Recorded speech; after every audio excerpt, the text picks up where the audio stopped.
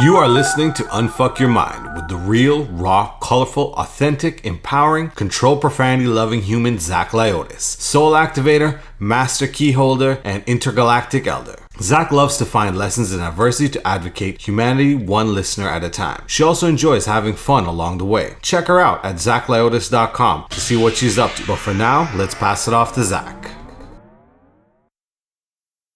Hello, everyone, and welcome to Unfuck Your Mind. I'm your host, Zach Liotis. And in today's podcast, I have Kylie Traverse. Kylie went from homeless single mother because of domestic violence to multiple international award-winning CEO, speaker, author, and brand ambassador. She is passionate about empowering women through financial independence and helping people build a life they love, which she does through speaking, her sites, freelance writing, and consulting.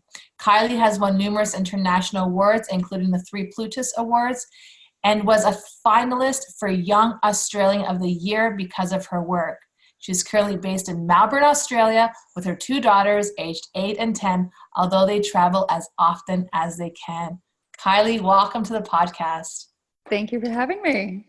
I am so excited to have you. There's so much that we could talk about. And you know, we spoke just before the podcast, and I sense this energy that's coming from you, that's exuding from you. It's like pure love. I just love it. It's just, yeah. And everyone, because I record this in video, I have the pleasure of seeing Kylie's beautiful energy, and her eyes are piercing and everything about her. But I want to talk about you as much as we're going to talk about you, but bring us back to that homeless single mother that went through domestic violence, because that's tough. It is. And I actually went through it a couple of times, which statistically women who leave abusive relationships return a few times before they leave for the final time, which is the case with me. So the first time we were homeless, we were living in a garage, and my daughters were 2 years old and 9 months old. So they're about a year and a half apart. And I didn't realize at the time that that was a form of homelessness, because to me, we had a roof over our heads. Like, we had somewhere to go every night to sleep in a friend's garage. And then the second time was much, much worse, because the second time is when things had gotten really severe in the relationship. And there was a protection order in place against my ex-husband and things like that. And my girls were now one was in preschool, and the other one was going to be going to preschool the following year. So they were old enough to understand a little bit of what was going on, and they have some memories of that time. And we sort of bounced around between friends' homes a little bit. And my ex-husband was stalking us, and so we kind of had to hide from him. And my daughters had just been diagnosed with learning issues, so I was needing to take them to speech therapy and things like that. My ex-husband and I still had the house at the time. We still owned that together, but he sort of stopped paying the mortgage. So I was trying to pay the mortgage. I had a house I was renting privately that I couldn't live in because he was stalking us. And so I was paying for these 2 things, and then actually couldn't live in either of them. And then I was trying to pay for all the speech therapy and that. And I look back now and I go, I don't even know how I did that, like how I was able to afford that, or like how we did it. But we got through, and I feel fortunate to have had the support that I had at the time, and I guess the resilience, because it was not an easy time. Yeah, I could imagine. So what was that point that you finally left and said enough is enough? Yeah, so it was in 2012, and there had been a lot of issues, and then something actually happened at a friend's funeral, and I just went, I'm done. It took me about a week after the funeral to sort of process everything that had happened, and then I've just gone, I can't do this. But we had to remain living together under one roof. He was working night shift, and so I just stayed out during the day, all day, so we didn't really cross paths at that point. And so I think for the first 6 months, he lived with the belief that we were going to get back together, and I was adamant. I was just like, I'm so done with this. We've been back and forth a couple of times, like, I am done. And then it was at the end of 2012, so October 2012, this is about six or so months since we've like technically separated. And I went to FinCon for the second time, and I won Best International Personal Finance Blog at the Plutus Awards. So that was my first international award. It was like, yay. And I had so many connections over there and such a huge support network over there. And I came back, and he was trying to get back together, and I was just like, I'm done, because I now had this confidence from this community. I knew that that I could leave and that I would be okay. Like I had just won this award. Clearly what I was doing was working. Yes. And because when I was with him, I had no confidence, and he made me feel like I couldn't do anything, that I wouldn't amount to anything. And it's just like, I just got back from speaking in the States for the second year in a row. And, you know, so I finally had this confidence, and it was actually at that point where things got really violent. And that's when my girls and I had to sort of go into hiding, and where things got really, really, really bad. But it also solidified for me that I was going to be okay. It was going to be really tough, but I would be okay no matter what happened through all of this. So yeah, that's sort of a roundabout long way of what happened. Yeah. And you know what? Congratulations. Because I know it does take a few times to get out of the situation. I've had friends go through situations like that. And I was just like, leave. And it's like, but he loves me. And I'm like, really? Yeah. Well, the gaslighting and the mind control that they have over you, like I genuinely believed nobody else would want me, and that I was worthless, and you know, that I was dependent on him. And yeah, it wasn't until I won that award and had that community over there at FinCon, who like I try to go to there as often as I can. It's annual. And it wasn't until I sort of had that where I've just gone, actually, no, like you don't have that control over me. But I still felt guilty. Like I still felt bad about leaving, and I still questioned it a little bit at times. And it took a lot, even though there was a protection order in place. I felt back and forth all the time. Like he actually had tried to stab me with a knife and had like pinned me down. And there was a lot of really like bad stuff that happened. But because of the mind control, I'd been married for 8 years by the time we divorced. Like that's a lot of time for someone to have control over you. So it's, but unless you've sort of been in that, you kind of don't really understand. And I look back now and I'm just like, there is no way I would allow that to happen now. But I'm confident now, and I know who I am now. And I have my life. Whereas back then I didn't know. I got married at 19. I was young. I didn't know. Yeah, I was really young. And it was really quick. We dated for 2 months and then got married within 6 months of starting dating. Like it was engaged after 2 months, married up within the 4 months from the engagement. So it was like bang, bang, bang. Crazy. Yes. Well, let's fast forward to where you are today, because multiple international award-winning CEO, speaker, author, and brand ambassador. Like you went from friendship to like girl luxury. I love stories like this. I do. I'll be honest with you. I love stories like this because thank you. People out there that think that their story is the worst thing that could ever happen to them, and everyone has a story that hurts. I get it, because it doesn't matter the story, the emotion we have to go through. I have my own stories. I went through depression many times, but it's like our stories all cause these emotions, and your story is different, but you still went through an emotion that we all go through. Oh, absolutely. Absolutely. There were so many emotions involved. Yeah, for sure. But I'm super grateful though that it all happened. Like it looks all awful. And when people read it or hear about it, they're just sort of like, oh my gosh, especially when like you continue over the next few years, when I like ended up paralyzed and I had like a cancer scare and multiple surgeries and all this sort of stuff. And people are like, it's just so much. But I'm like, yeah, but that was just my life. And to me, that's what was happening. And I'm grateful because I learned so much from it, and it did enable me to be where I am today. Like I'm positive that was all part of my journey. That was what was meant to happen in my life, as difficult as it was. Like it was meant to get me to where I am today and to be doing what I am today. And I couldn't have, like, with the events that I've been involved in, we've raised like $30 million for domestic violence and homeless charities and things like that. And, you know, I wouldn't have been able to do that if I hadn't been through it. So it's like, yeah. I always say that God puts us on a path for us to recognize the deeper sense of who we truly are. Because if we didn't go down that path, we wouldn't have realized how powerful we are. We wouldn't realize, you wouldn't have realized that. You wouldn't have realized like the gifts that you have inside of you. You wouldn't have realized purpose in the world. Like sometimes we have to hit rock bottom to recognize our greatest purpose in the world. And I know that because I went through depression 1,000 times. I went through cancer as well. I went through thyroid cancer. So I understand like all that stuff. And I lost everything too. I had to start from scratch. So I get that. But your greatest gifts come from rock bottom. Absolutely. Absolutely. And I look at it and it's funny because people are like, you're so happy, like you're so bubbly, but like you went through so much. Even on the night I was robbed. So just after I left my ex-husband, I managed to get my daughters and I a new home, and then I was robbed of everything, including my underwear, within a week of moving into that home. And was devastated, obviously, and I rang up my dad and I was in tears and stuff. And then after speaking to him, I sat down and I wrote down a gratitude list. So I wrote out reasons I could be grateful for getting robbed. Like, I now had a change of clothes, and that was like it. And and half a lounge in my lounge room and stuff. We had like nothing else worth stealing. But like, they even took my makeup and things. Like, who does that? Wow. Yeah, but like, I'm sitting down and I managed to come up with quite a few reasons to be grateful where I'd been robbed. And so by the time the police got there and I was talking to them about it, they're like, you're surprisingly calm about it. And like, I sort of spoke to them about the gratitude list and stuff. And they're like, wow, that's a really good way to look at it. And I'm like, well, yeah, like, I was insured. The girls and I went home when it happened. And in the end, the robbery ended up being a massive blessing because my daughter needed extensive speech therapy, and I was able to use the insurance money to pay for the speech therapy and to secure us a new home and to help pay for legal fees and all this sort of stuff. And also it meant that like all the clothes, all the stuff that I had like left with from my marriage and all of that horrible past was now gone. Like, I had a completely clean slate to start from. Over. Wow. God, yeah, interesting ways. I'm telling you, That's it it. may sound so crazy, like I went through this, but it's like, no, it was so good. I mean, it was stressful. Like, the emotions were like off the charts.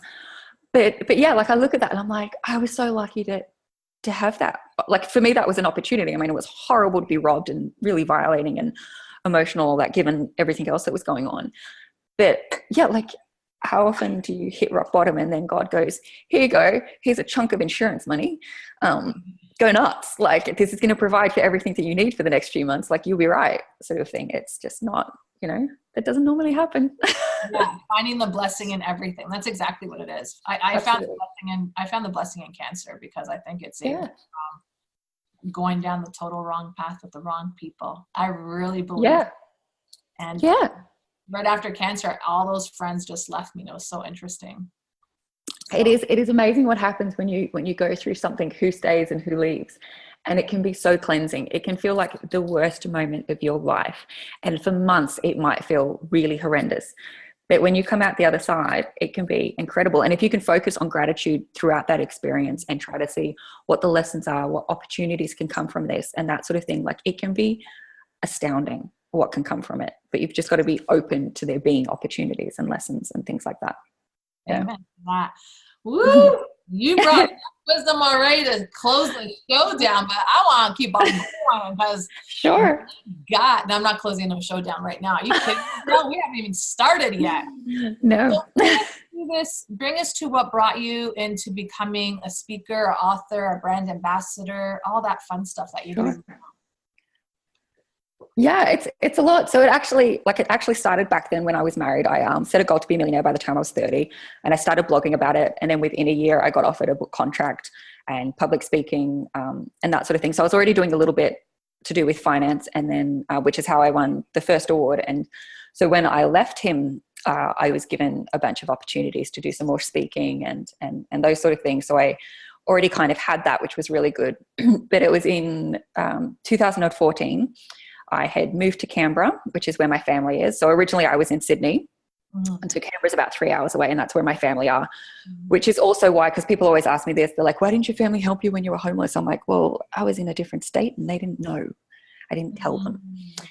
They knew something was wrong and they did try to help and support and that sort of thing. And they have been amazing in supporting me to get to where I am today. Like, they've helped with childcare, they've helped with graphics, like a few of my sisters have worked in my business and stuff like that. But I got to Canberra mid 2013, and I was doing some volunteering, and that's when I started speaking more about what had happened to me at that point. So it was only, like 6 months since being homeless that I started speaking about being homeless. And then, so I had that, like, a lot of charity work that I was doing, 2013, 2014. And I had these websites and a little bit of public speaking and that sort of thing. And then mid 2014, I had a lot of companies and government agencies asking me to connect them with influencers and bloggers and that were asking me to connect them with companies, because I now had a few sites and was doing that fairly regularly. So the company came about because of that. I hadn't actually intended to be a CEO and have a company and to do government contracts and all this sort of stuff. So that all came about. And very quickly, it was like within a couple of months, I went from, being like a blogger to suddenly being a CEO. And like, I was involved in the CEO sleep out here in Canberra and things like that.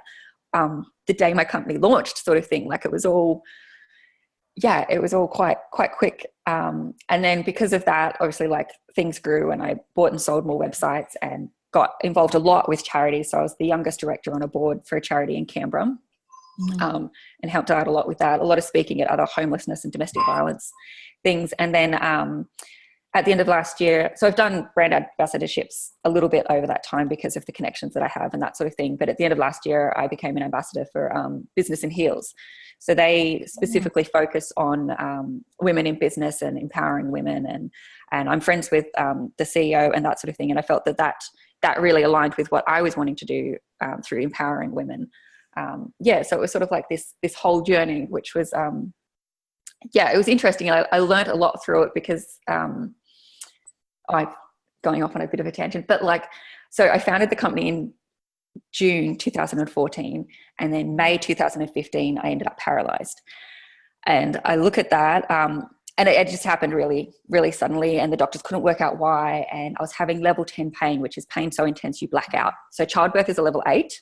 Level 10, your body just can't handle it anymore, and you're gone.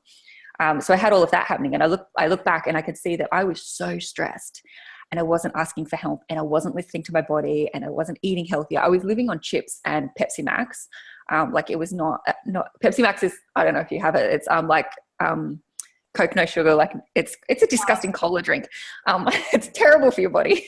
That's so funny. I'm still drinking, but you're still drinking. I love how you admitted there's the vanilla flavor that's only made for Australia, from what I've read. So when I go overseas, it's really hard. I have withdrawals, but I've been yet to be able to kick the habit properly. But I did when I was paralyzed. I stopped drinking it because my body just shut down. You figured, I miss it. I'm healthy now. Wow. Like, I would give up chocolate, ice cream, everything else, provided I can have my vanilla Pepsi Max. I'm that addicted to it, which is terrible. So it was like for 7 months that I had that paralysis and the pain and all that sort of stuff. Yeah, it went on for ages, and I just started a new relationship, and I had my 2 kids and all of that, but I still kept the company going, and I still did speaking. I would get put on I was given these really heavy painkillers and nerve blockers, and we'd take a bunch of them. I'd go speak at an event, and then I'd be out for 4 days. I wouldn't be able to walk for 4 days type thing. But I kept going, I kept pushing myself through this. So I look at that and I'm like, that's insane. And it took me 7 months to learn the lesson at that point that you need to stop. You're doing too much. You need to ask for help, and you need to take care of yourself. And so, it's sort of been quite a roller coaster of amazing high things where I've gotten all these awards and had the company and all that sort of stuff. And then at the same time, all this personal stuff that was going on behind the scenes, most people didn't know. So that's a lot at once. Yeah, but no, that's, you know what? I love I love your story, because a lot of people don't realize what individuals do to get them to where their success has brought them in the present moment. They see this glitz and glamour, as I say it, but the hard work, no one recognized that your body was in severe pain, that you were at a 10 in pain threshold, that you took all these pills to get you to the next level to go to that event. All they saw is this beautiful girl, and how did she get to where she is today? Well, a pen got smacked across her head, but she still didn't listen, and she continued going. That's how she got there, because she pushed her limits. Yeah, massively. And personally, I did the same thing too, but now I learn. I'm like, you want me to lay down, God? You don't have to ask me twice. Oh yeah. I took last year off for that reason. So so at the end of that was 2015. At the end of that, we moved to Melbourne, and so I sort of I scaled back drastically at that point. And then, at the start of last year, I broke up with my boyfriend. We were on and off again for 3 years. We broke up, and I went, that's it. I'm not doing the on and again, off again thing. I'm done with that. And then I just went, you know what? I feel like everything's so messed up. And I actually became paralyzed again at that point. And that time I listened. And so it took me a little bit, in 2016, it was 2016. 2017 it was. Yeah. But I ended up paralyzed for a little bit. But I pushed through for a little bit. And then 2018, when I broke up with him and stuff, I've just gone, I'm taking the year off. So I continued with my writing and a little bit of speaking and that. But I think for a good 9 months of the year, I didn't speak. For most of the year, I didn't speak at an event, because I just went, I need to focus on myself. I need to work out what it is that I want, or I'm not going to be able to continue down the path that I'm supposed to. I'm not going to be able to do what he wants me to do. Like, I mean, you know, God has in store for me, sort of thing. Like, I really need to take that time out, or I would end up paralyzed. And the second time I ended up paralyzed, the doctors said it was permanent. They said that the myelin sheaths on my nerves are damaged, that I should go on disability because I'm not going to be able to walk properly again. I'll be in that pain permanently for life, which I refused to accept. I mean, on the first day I cried, but then I was like, no, that's sorry, no. Thanks for the diagnosis, but no. Not happy to be doc. I'm a miracle. Hello. That's it. That's not my destiny, and I refuse to accept it.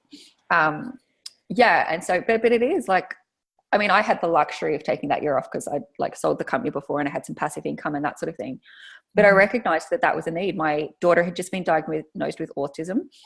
So she needed a lot more from me as well. My daughters were struggling with stuff from our past and were needing help with like therapy and that sort of thing. And I've just gone, you know what? I'm just going to do whatever this year. And it shocked a lot of people because I'd always get asked, oh, what are your goals now? What are you working on now? And like, because I had been at such a high level only a few years prior. And I'm just like, you know, whatever happens. And they'd sort of stop and look at me and they're like, what? And I'm like, I need some time out and just get to do my own thing. Yeah. So. And you replenish and you revitalize and you rebirth and you're back now. And, you know, and sometimes people need to do that and don't realize that because they have such fears around money. How am I going to survive? How am I going to make this happen?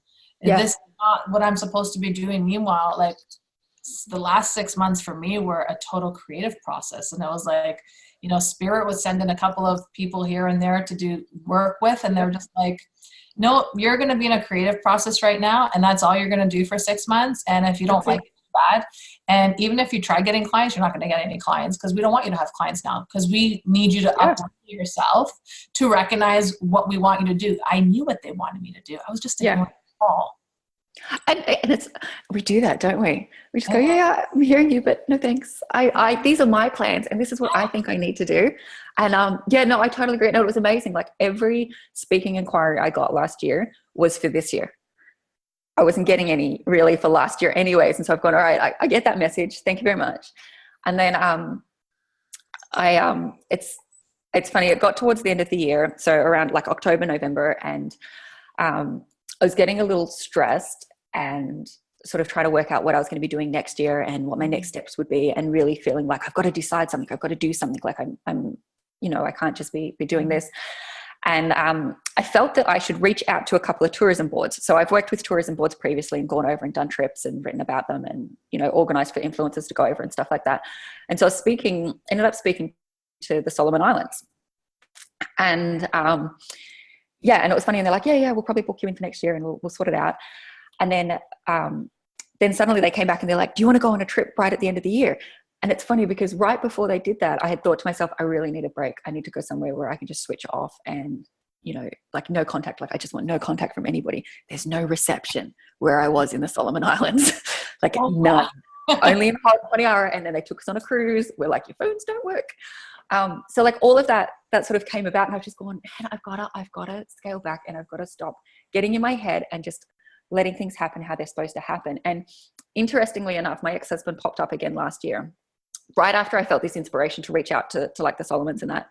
My ex-husband popped up and started causing issues and I had to apply for another protection order. And then I'm sitting there, even the morning where I was flying out to the Solomon Islands, and I'm going, I should cancel. I can't do this. Like the day after I get back, I have to go to court because of the protection order and all this sort of stuff. And I'm freaking out and I'm stressing out. And all my friends and everybody was like, no, like just go. And I'm like, okay. And then it was amazing. When I was over there, it took me a couple of days to get into it because I was freaking out about not having contact with my daughters. But amazingly too, I had our old babysitter in Canberra moved to Melbourne and needed somewhere to live. And I was like, do you want to live with me for free and look after my daughters whilst I go to the Solomons? Like, so all of that. So just everything fell into place for this. It was crazy. And then, it sort of got to about the third day and I finally managed to relax. And I cannot tell you the amount of inspiration and confirmation and everything that happened for me on that trip is huge. And I feel like if I'd been here in Australia, I wouldn't have gotten that. Like I needed to be over there to do it. And amazingly, like this year, I'm powering ahead, obviously with like business stuff and all that sort of thing. But I'm so grateful I listened to that because I connected with some of the people there in the islands. And my daughters are actually Pacific Islanders. They're part Tongan, part Maori. And it's been interesting because this year they've had some struggles regarding their heritage and racism and all that sort of stuff. And because of my trip, I've had people I could reach out to immediately and go, this is what's happening. Like, can you give me some advice? Because they're Islanders. And, you know, and they've been able to help so much. And it's just like all these little pieces connected because of that one little trip. But if I had let my fear take over, because the other thing was I was like, I'm not going to have reception. How am I going to be like, I'm not going to be able to contact and like do my work. And what about money and blah, blah, blah. And I'm like, just let it go. Just let it go and trust. And it's like, if I hadn't listened at that point and I had let fear take over, like my fear of not having money, my fear of not being able to contact my daughters and all that sort of stuff, like none of the stuff that's happening right now would be happening. And I wouldn't have had that inspiration and that sort of thing. And so it's difficult, but we have to get out of our own heads and we have to ignore the fear or feel the fear. What I do now is like, I acknowledge the fear and I'm like, okay, like I hear you, I understand, but like, I really try to connect and listen to where I'm supposed to be going or what I'm supposed to be doing and just get out of my own head and my own fears and go with it. Sorry, that was really long-winded. Oh, it was beautiful. It was beautiful because, you know, and this goes for a lot of people out there that are being called to go to certain places, but they have those fears. It's just like, I love traveling. I'll leave for like Nicaragua in the next 2 weeks because Beautiful. I have a retreat going on there, but it's beyond the retreat. It's a time that my spirit and soul goes, you're away from your everyday and now you become ours. Yeah. Like I feel so connected to the Solomons. Like even when I got back, like everybody has commented on it. Like there's just been this massive change in me since being there. And I cannot wait to go back. It's my favorite place on earth now. But it is like everybody was just so happy and friendly. And that's the thing. And I look at it and I go, I wonder how many times I've been called to do something that just seems, you know, so out of the ordinary and then listened to my fear. And I'm so grateful I didn't that time because it's just everything that's happened. And it's only been like 6 weeks since I got back or whatever. But it was just like, that's what I needed. I needed to be removed from my environment to see really clearly where I'm supposed to go and to just be surrounded by people that are so happy that, like I'm actually more connected with my daughter since getting back because I can understand things for them. Like, I don't know, this might sound a bit ridiculous, but like I've always tried to be a really good mum, but I am Caucasian and blonde hair, blue eyed. Like I grew up here in Australia. We have a pretty luxurious life now, my girls and I. And what I didn't understand was this strong undercurrent that my daughters have connecting them to their heritage, and particularly my youngest, just how strongly she feels connected to her Islander heritage, but they have no contact with my ex-husband and his side of the family. And that sort of thing. And it was interesting when I showed them the video from my trip because it was a media trip. So they filmed a lot of it and there's videos out about it and that sort of thing. And my daughter just looks at me and she's like, that's home. And I'm like, what? And she's like, I need to go there. I need to go there. And I'm like, okay, yeah.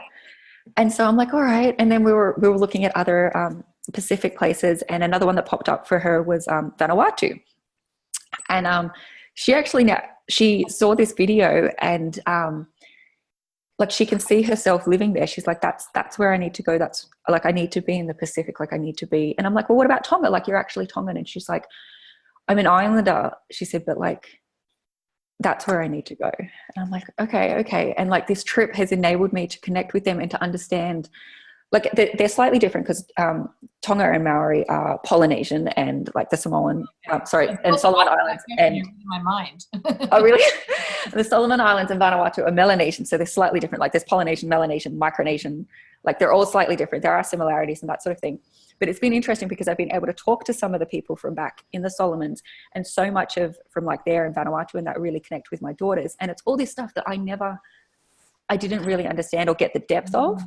And even though my daughters have been raised as Australians, I'm able to understand things a little bit better at their level. And like that trip too really opened my eyes into the difference for how I went from homeless to CEO. Like I'm super, super privileged to have been able to do that because like a lot of, I hope this comes out right, but a lot of people of color, like women of color, it's much more difficult. Like research has shown this, like the studies have shown this. There's a book called not just lucky, I think it is, that I read, but there's this like research from like Harvard and the Queensland University and that, and it basically outlines that unless you're like 5'7", attractive but not like too attractive, and like, you know, skinny but not too skinny, and like, you know, all these personality traits and blonde hair and blue eyes and Caucasian, blah blah blah blah, then it's really difficult for you.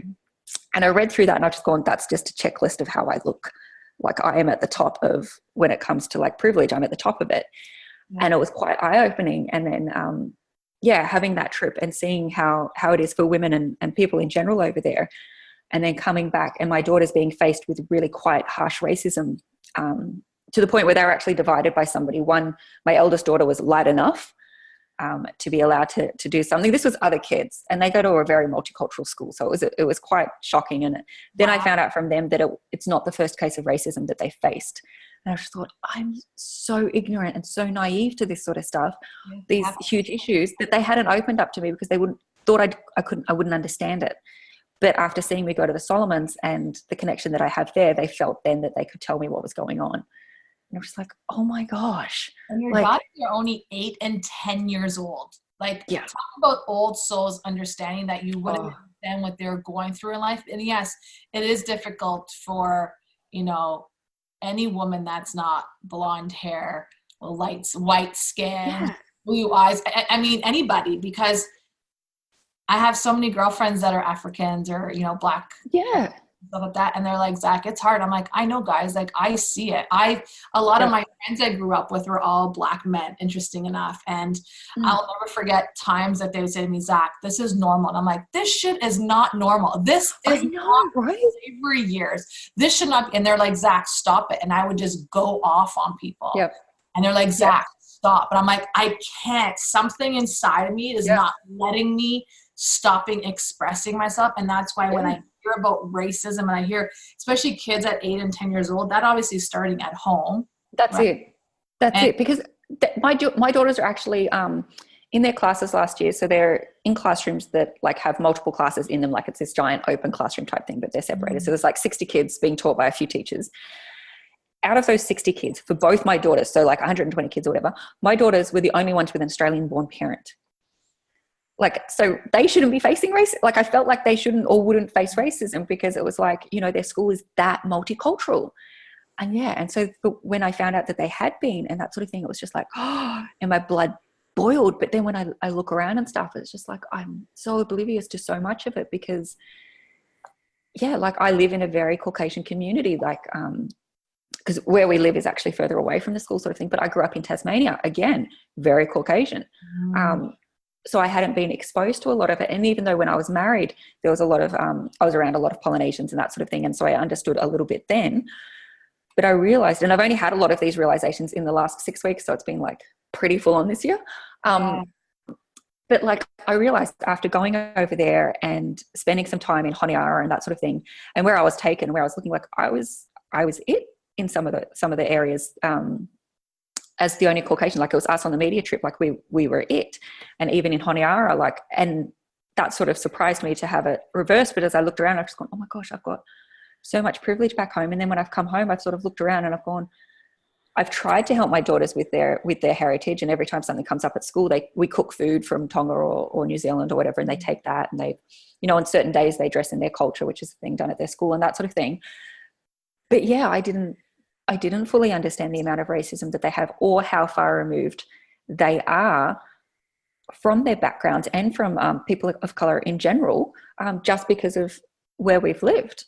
And it wasn't a conscious decision, but even like we went ice skating the other night and I'm looking around, I'm like, my kids are the only islanders here. And then when I thought about, we've lived in this current suburb for 6 months and I'm like, I've seen another islander once at the shops. That was it. I have not seen another islander in not just our suburb, but when we've gone to the suburbs surrounding us, I haven't seen any. And then when I looked up the stats, I'm like, because there's none here. I'm like, where it's predominantly Caucasian, European, like, you know, Greek, Macedonian, Italian. My peoples are there. Half my family is in Australia. Oh, really? Oh, yeah, cool. Probably in Melbourne. There's a huge Greek community out there, right? Yes, there is. Yes, there is. Massive Greek community. And that's where I'm like based in Melbourne. So yeah, we have like the Greek festival is a whole, like, Crazy. Yeah, and I'm looking at the picture behind you with your daughters, and they're absolutely gorgeous, and their energy is just thank you. beautiful. Like, seriously, it doesn't surprise me because your energy is just as radiant as beautiful too. Thank you. Just the love that you share, and you know what?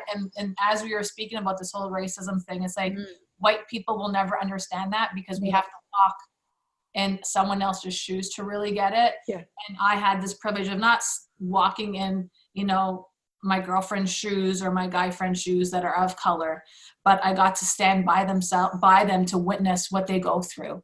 A cab not stopping to pick them up. I wanted to kill the cab driver. I was like, are you kidding me, dude? Like, you're you're an immigrant. This guy was born and raised here, and you're not picking him up. I told the cabbie, like, if you decide to literally push on the gas, I will choke you as you're about to take off.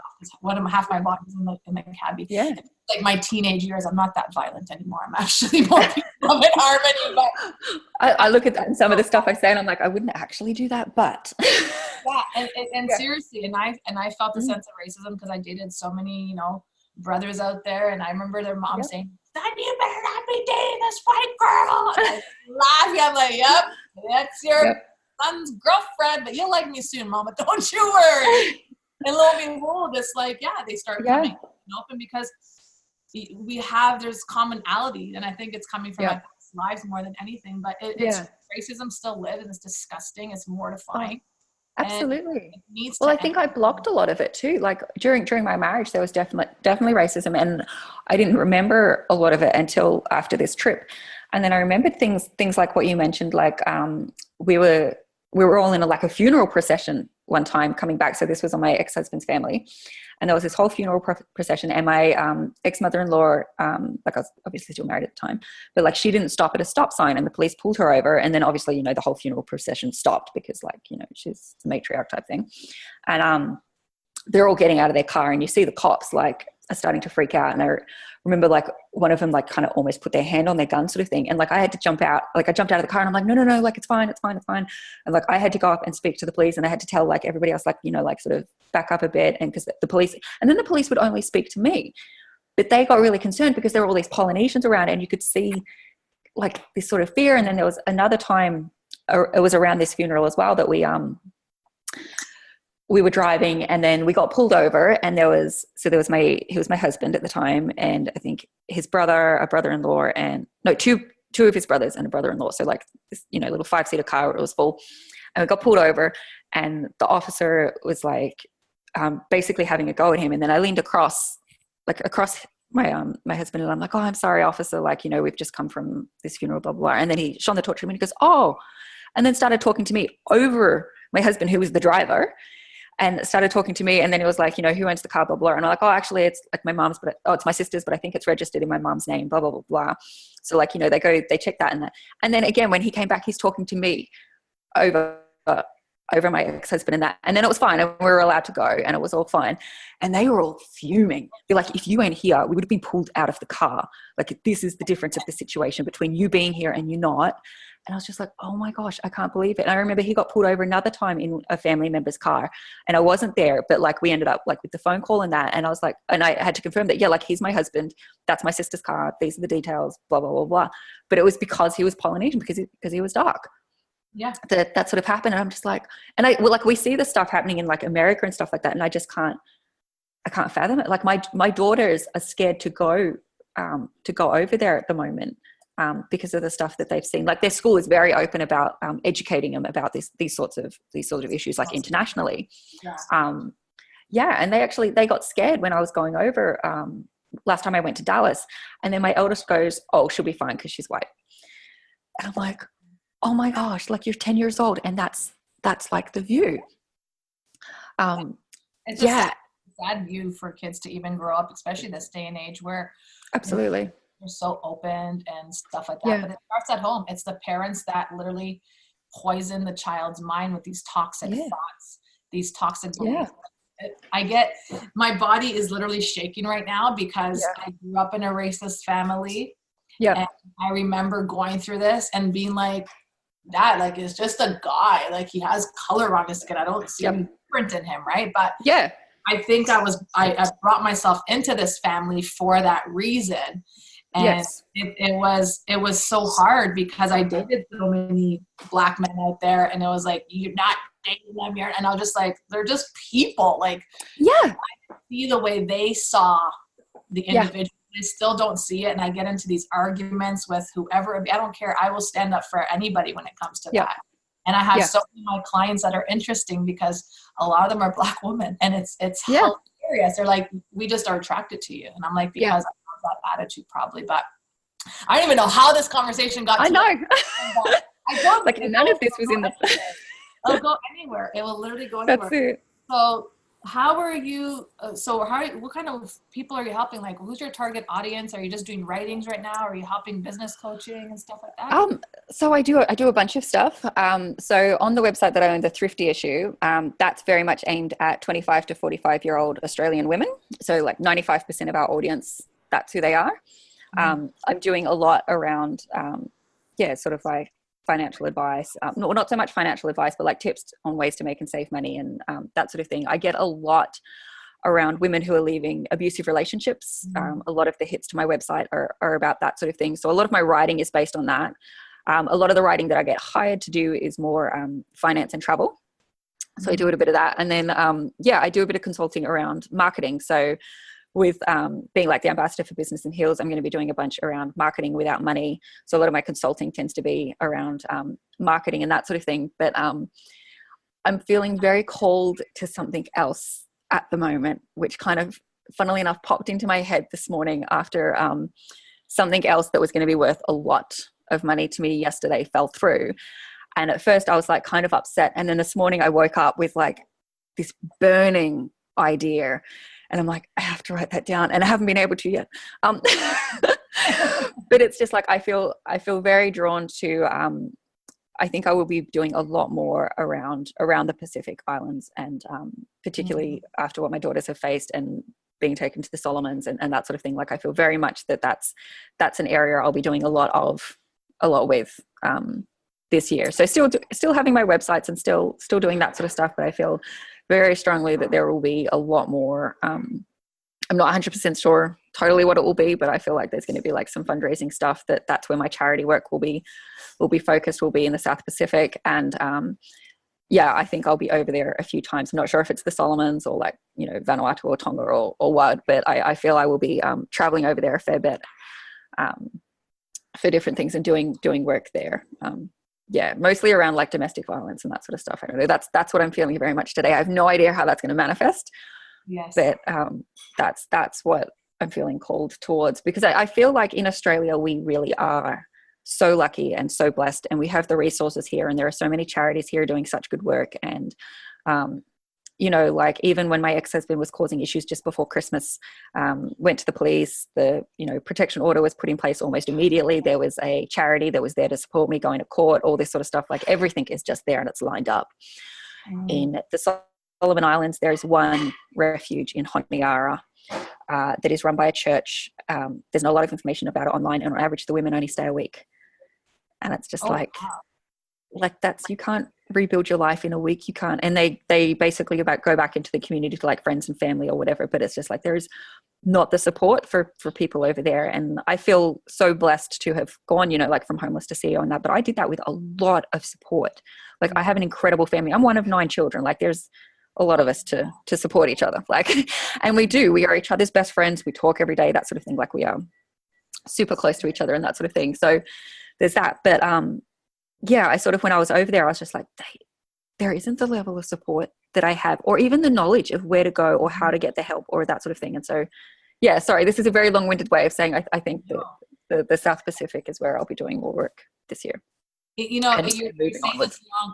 saying this long, but I keep on hearing Spirit saying, now this is a girl that follows literally her voice, her gut, her intuition. As much as she has no idea what she's doing at times, she's just making that knowingness that, I got that message. I'm open to receive another one, Yeah. It's really about, that's how flow happens. Yeah. That's how financial abundance comes. That's how love appears. That's how everything shows up. Like you've worked through a lot of your fears. You've worked through your doubts. You worked through all that. But I just hear And now I realize why I came on this call. And the first thing I said to my niece is, I don't know, I love this girl for some reason. I don't even know why, but as you're sitting there talking to me, and I'm just like in awe by just your grace, your beauty, your light, your being in your divine birthright, like just really being in your power and encouraging other women to be in their power. And that takes a lot of guts and glory, because it is a difficult thing to do, right? So wow. I'm just like in another place of pure gratitude. Like, I'm so grateful that I've met so many amazing women, but it's not like other women weren't amazing. It's just like everyone keeps on putting another cherry on top of the sundae that I just keep on being so grateful to have in my imagination. That's awesome. I want to cleanse now, so there's no sundaes at all. There's just green drinks, but well, you know. So amazing to be able to speak to someone that's gone through so much and to see perseverance through just pushing through. And it's not about pushing through, it's like working through. You've come to this amazing life that you've created for yourself.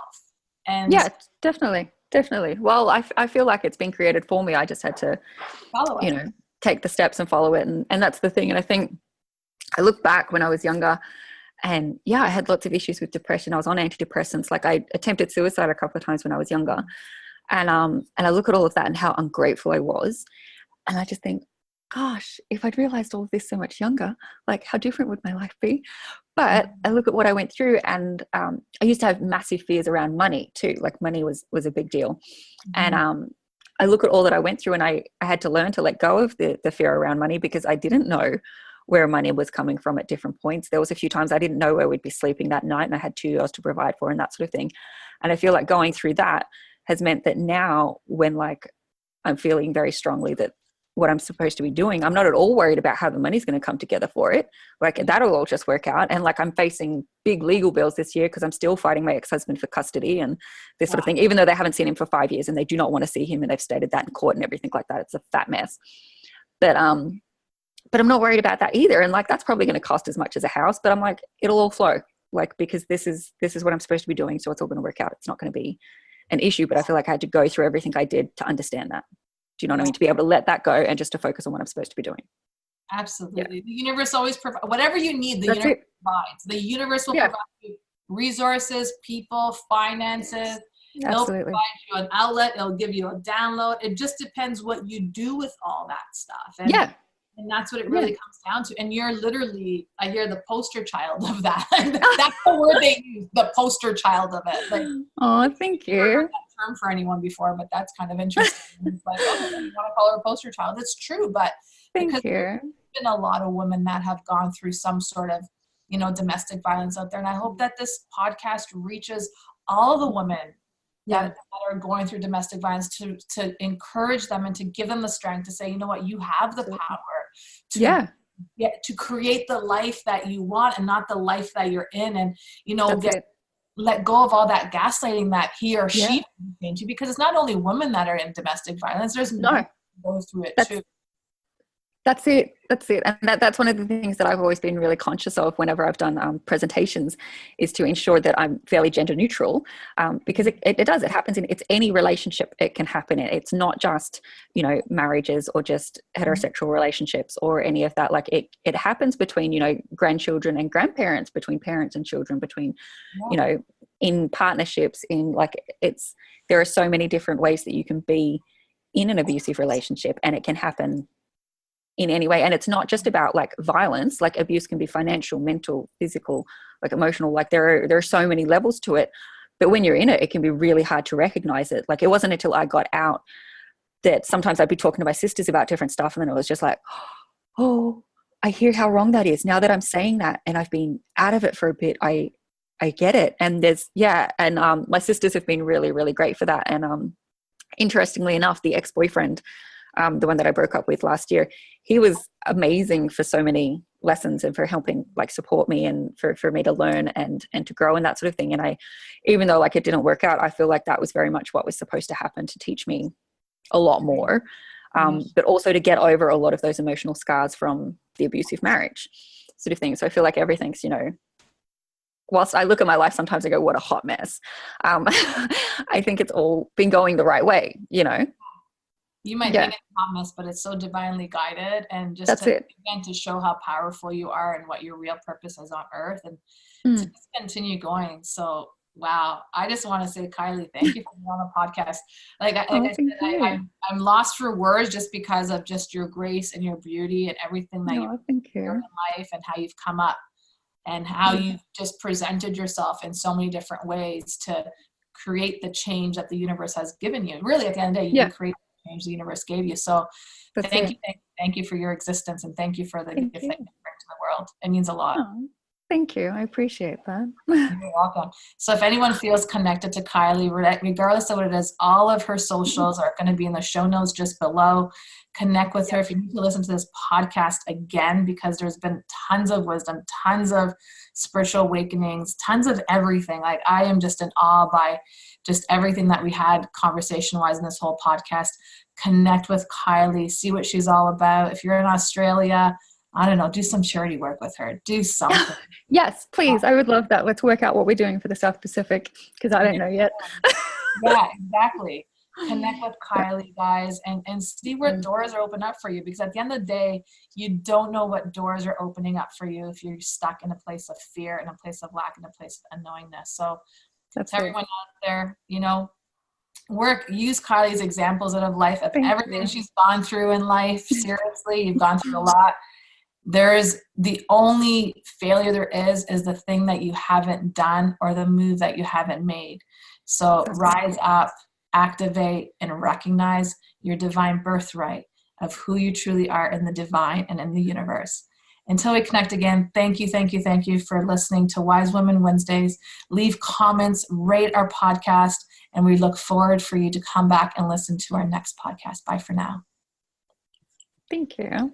You're welcome, darling. Thank you for listening to Unfuck Your Mind. Head over to iTunes and leave your 5-star review and comment to get uprising the charts, so we can get this incredible wisdom into more ears worldwide. In the show notes, you'll find all affiliate links to what we've mentioned in the podcast or products Zach loves to use. Until we connect again, unfuck 1% of your thoughts and watch how your life shifts.